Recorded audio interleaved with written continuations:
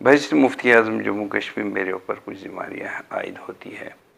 COVID-19 نے جو وبائی صورتحال اختیار کر لی ہے، جس کی وجہ سے تقریباً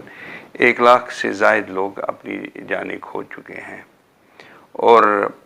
ریاست میں بھی اب اس کا پھیلاؤ ہونے لگا ہے اور میں چاہتا ہوں کہ اس کو کسی جگہ کنٹین کیا جائے۔ اور اس ضمن میں نے ایک شرعی حکم کل صادر کیا، جس کے تحت میں نے مسلمانوں کو یہ تلقین کی کہ وہ اپنے گھروں کے اندر پنجگانہ نمازیں اور تراویح کی نمازیں ادا کریں، سوشل ڈسٹنسنگ کا خاص خیال رکھیں، کیونکہ سوشل ڈسٹنسنگ ہی بچاؤ اور تدابیر کا ایک حصہ ہے۔ اور اگر لوگ اس پہ عمل کریں گے تو کافی حد تک ہم اس مہلک بیماری سے بچ سکتے ہیں۔ اور رہا سوال، یہاں آپ جانتے ہیں کہ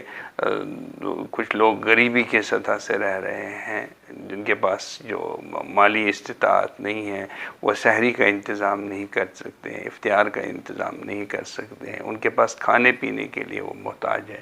اور میری لوگوں سے یہ درخواست ہے کہ مہربانی کر کے آگے آ جائیں، ان کی مدد کر لیجئے، اور آپ کا ہاتھ دینے والا ہو نہ کہ لینے والا ہو، کیونکہ دینے والا جو ہاتھ ہوتا ہے وہ بہتر ہے، افضل ہے لینے والا۔